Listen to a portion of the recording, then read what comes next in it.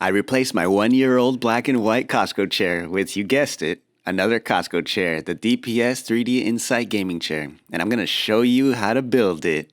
Let's go!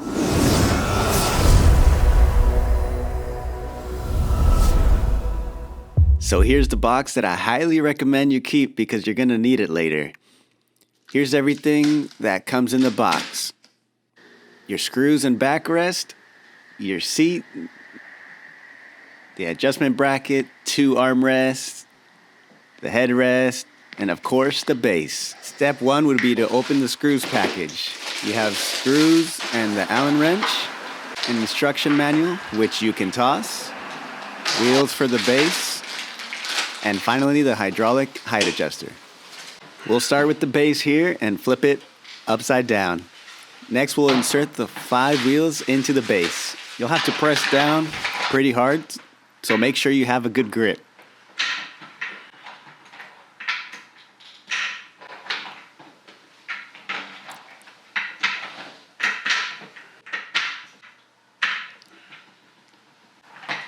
Once you've done that, you'll flip the base over to insert the hydraulic pole. For this part, be careful not to drop any of the dust sleeves like I did, because if you do drop it and you replace them the wrong way, as you see me do here, you're going to have a bad time having to disassemble and reassemble for it to look correct.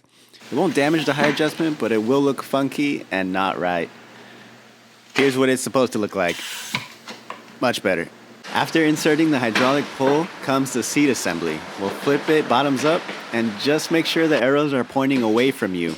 We'll bring in the adjustment bracket to align to the 4 holes. I mess up and have to rotate the adjustment bracket so the arrow points forward. You will be using 2 different pairs of screws, 2 short I screws in the back and 2 large J screws towards the front.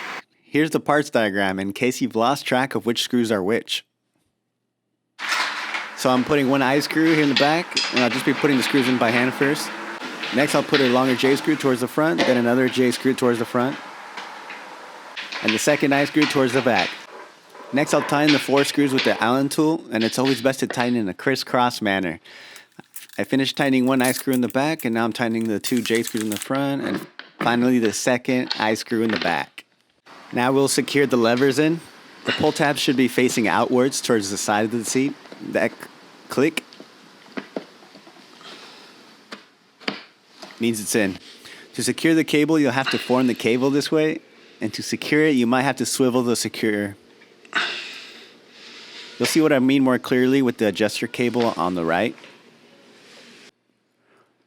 Once I slide this lever in, I swivel the plastic secure clip 180 degrees to get the cable in.